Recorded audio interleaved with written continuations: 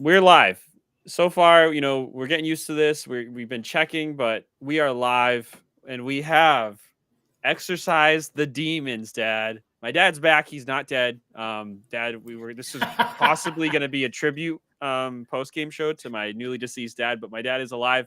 He did, I guess, tell me I had to do this solo, but I just forgot. So obviously, I'm much more like you than I thought, Dad, when my forgetfulness. How do you feel? How do you feel that we actually did it in 5 games? Yeah, you're not getting rid of the old man that easy. All right, I'm still kicking. I mean, I wore my Cobra Kai shirt because the Celtics, you know what they did, baby. They swept the leg. They showed no mercy. They Yep. whipped the crap out of those losers and put an end to them. And they did it, knock on wood, without any injuries. That's always a key against a dirty scumbag team like that. Not for a lack of trying, because Adebayo came literally in the first 2 minutes of the game, ran over Horford and ran over Derek White, just like a fullback in football. Neither one of them were called. I mean, just a trash player, trying to hurt Tatum last game.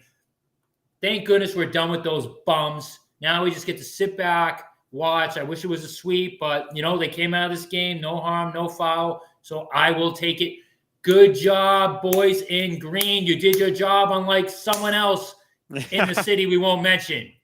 Listen. We're riding a high right now. We're gonna enjoy this. It does suck, right? We didn't get the 5, but that's fine. I mean, we didn't get the sweep, but the Heat just had an anomaly of a game, Dad. You were right. Like they're not gonna do that again. And I think they went ahead and I think they shot like somewhere in the 20% for 3 after that game. Since that game, they hadn't done pretty much anything. And I talked about this before the game, but big time difference in the Heat with Jaquez out. They're pretty much had no one that could generate offense on their own except for Bam Adebayo. The Jaquez kid, shout out to him because he was generating offense. Hero needs pick and rolls. He needs screens. He can't do much on his own. So I'm just glad we put this game away. We took advantage.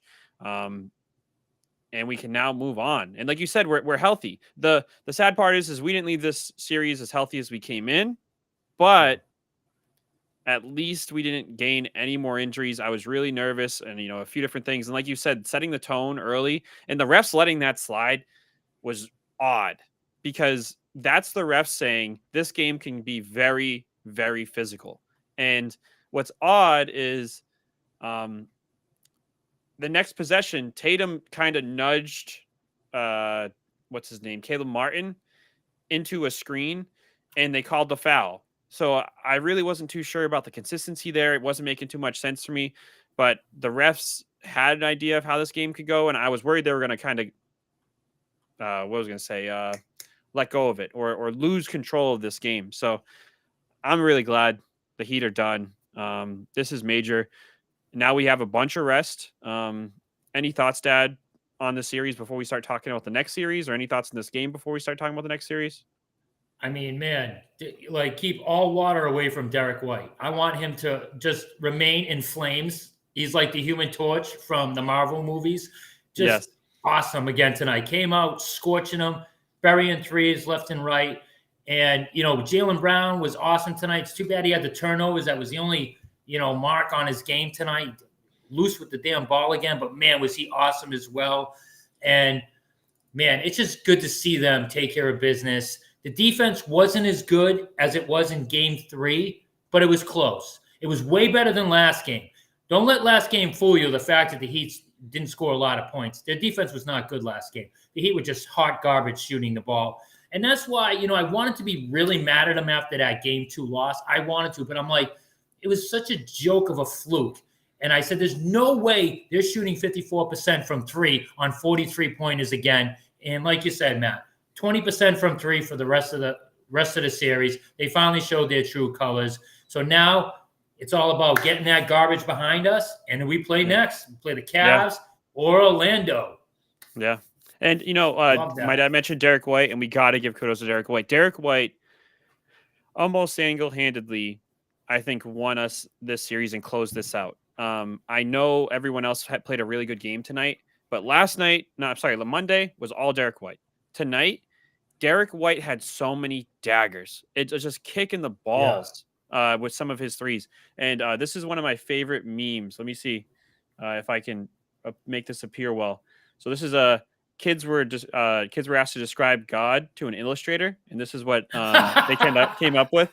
That is awesome. I freaking Oh love my Derek White. God. Yeah, That is fun.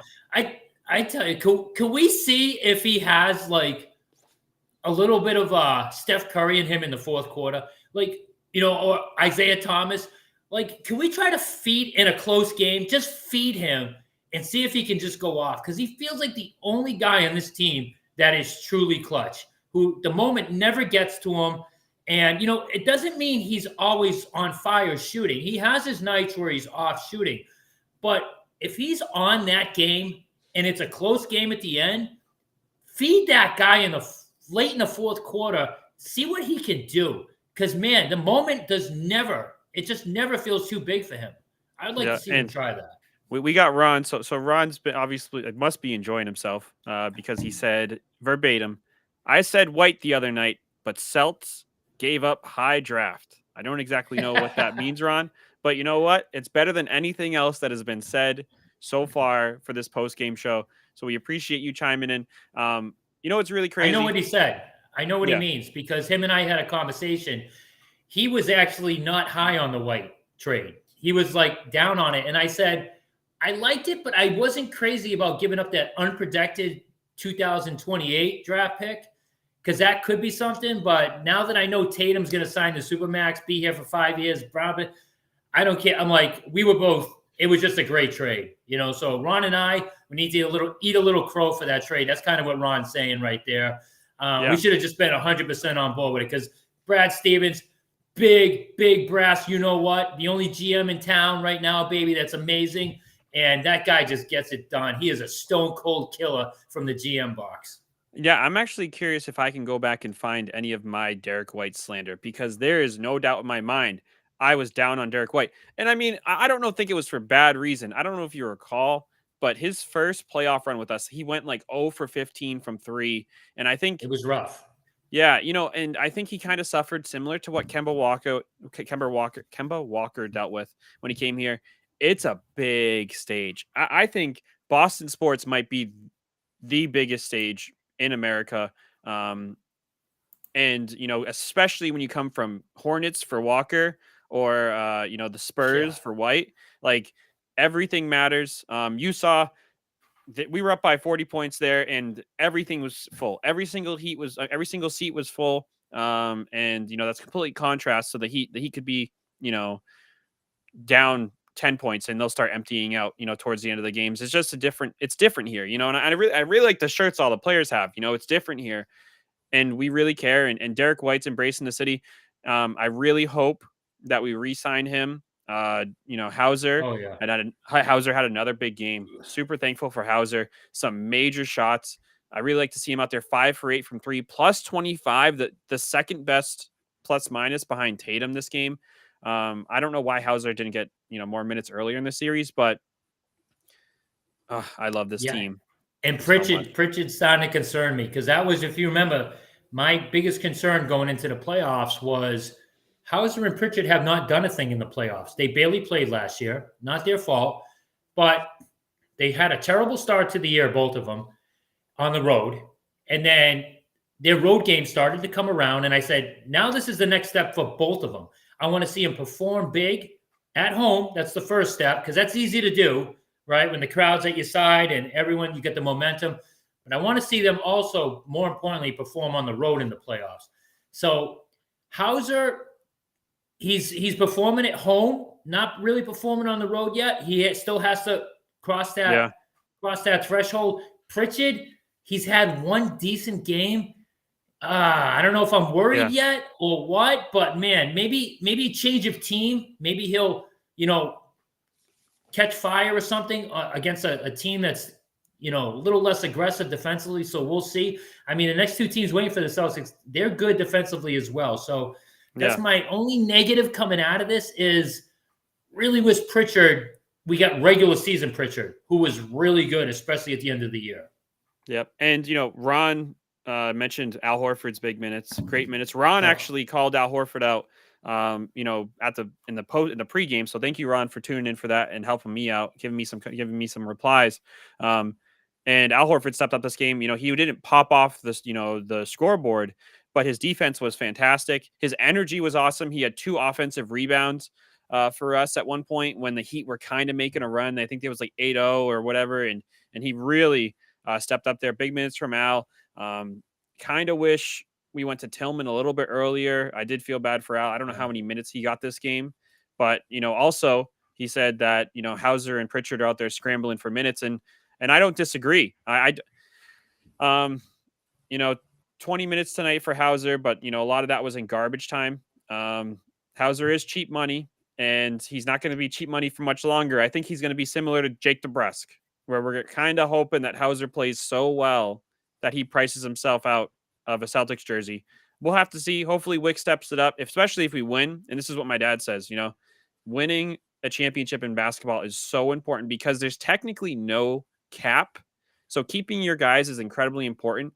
And if we win a championship, Wick's income, you know, the benefits of that hopefully means that we can spend in that luxury tax and keep Hauser because he's proven himself. I think Svi, I guess, could be the heir apparent, but I would love to keep Hauser. I'm really hopeful for this next series, Dad. Like you said, Pritchard, Hauser against a team that's physical, but not. The Heat pretty much foul every possession, and that's what Scal said. He actually said this multiple times. The game plan for the Heat is foul every single possession because the refs will not. You put it on the refs. Call it all. They're not going to call it all. That is, I love Scal for saying that because that's what you and I say they do. And you know, Scal said, I wonder if they would foul even more if they had more bodies because, I mean, it's just brutal watching that team because it really there's no finesse. It's just fouling. That's it. That's why I worried about the Knicks because not to skip ahead series. I know you're not, knock on wood, supposed to do that. The Knicks are very similar. They're just constantly in your shorts, hacking you, fouling away, all that stuff. So, I mean, we'll cross that bridge when we get to them. But yeah, Matt, the revenue that a championship brings in the NBA is insane. The Golden State Warriors were a garbage trash franchise. And as soon as they started winning, you know, they got Steph Curry. It's not even that they had star players. As soon as they started winning championships and all those stars needed to get paid max contracts, it didn't matter. The owner didn't care. He's like, wait, I just made almost $1 billion off one championship. Oh, I got to pay Steph Curry $200 million. Here you go. I got to play Klay Thompson $150. Here you go. And then they win what? They won 4 championships. That owner made about $4 billion off championships alone. So that is huge. We want to bring Derek White back. How do we have Hauser for one more year after this year? He's not a free agent, right? Hauser's unrestricted free agent, I'm pretty sure. No. Yeah, after this year? After this year. Sam Hauser. Oh, man. Damn. We need to Derek White's first priority.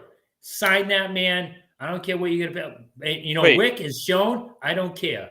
Wait. We might have him for one more year. Is it a player option? This is not 24 to 25, right? No. Okay, then we have him for one more year. We have a club option on him. So we have him for one more year. We're good. Thank heavens. Right. Thank heavens. Yeah. This team, like Ron said, this team's not going to get any better, especially with the way the new collective bargaining agreement is. This is about the best we got. And you know, that's not bad at all. This team, I think, is the deepest team in the NBA. He's shooting 43% from 3. You're right. And his defense is excellent. So, sneaky good. Yeah. Sneaky good defender. Yep. So, you know, of course, you don't want to look too far ahead. You don't want to, look at the Knicks or anything like that. Now that we've exercised this demon, Dad, what is your prediction for the Celtics? Do you think this propels them forward, or what do you think? Do you think this was the biggest hurdle in the East for us? What are you thinking? No, the biggest hurdle in the East is going to be the Knicks. And it would be the Bucks if they were to get Giannis and Lillard back, but I don't know. They're down 3-2. Supposedly they're both close to playing. I don't know if they're going to come back in time, but it's going to be the Knicks because the playoffs are catered towards the Knicks. scrappy, hacking, fouling, hustle. So, that's going to be a grind, unfortunately. And I'm really hoping that Porzingis is 100% by that series because, again, I mean, when it comes to talent, we still should beat the Knicks in like 5 games. We should. But without Porzingis, that's probably not going to happen. It's probably going to go 6 or 7. So, I mean, what do you think about the next series, Matt? Who do you want, Cleveland or Orlando? Next series, I think I want Orlando. And the reason I say that is because of our big depth and the size that the Cavaliers have in Mobley and Allen. The bigs for the Magic is Wendell Carter Jr., who really isn't getting too much time, and Mo Wagner. Yeah. So I want the Magic for a number of reasons. And the biggest reason is the fact that they clearly struggle on the road. They put up 83 points, 86 points, and 103 points in their 3 road games. I don't know. I think the Magic might be a sweep. I think we match up well against them. They have those kind of small, shifty guards, so that it can be tough. But those small, shifty guards have really turned into pumpkins, and I don't think moving up any further into the what's it called, the playoffs is going to make them any better. Cole Anthony is averaging 3.8 points per game, and he's killed us in the regular season. Gary Harris, he's their he's their starter, is averaging 3.8 points per game. Fultz killed us many times, 6 points per game.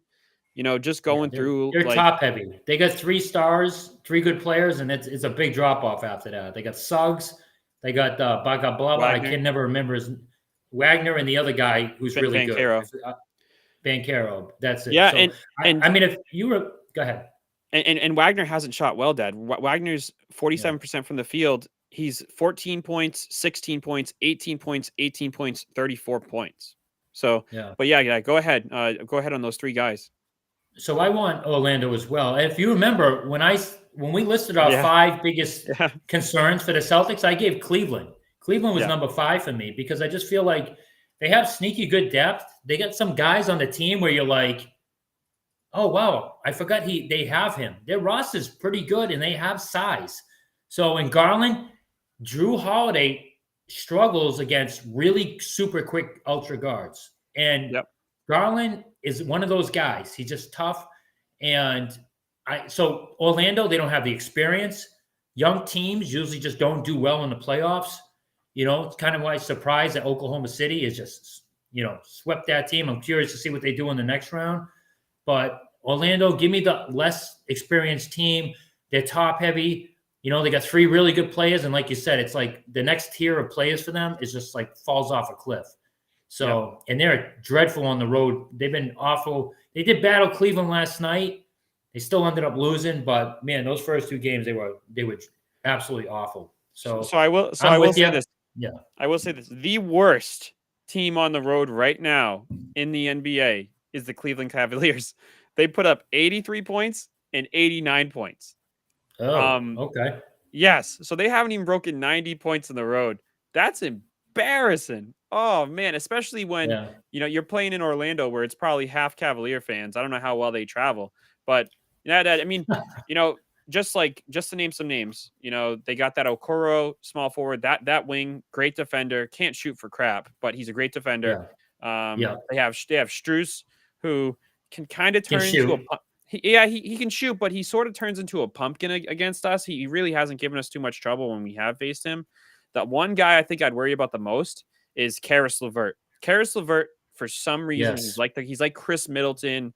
He's one of those guys that just sees Celtics green, killer. Sees green and just puts up tons of points. So Karis LeVert is a bit scary, and they also have the Niang kid.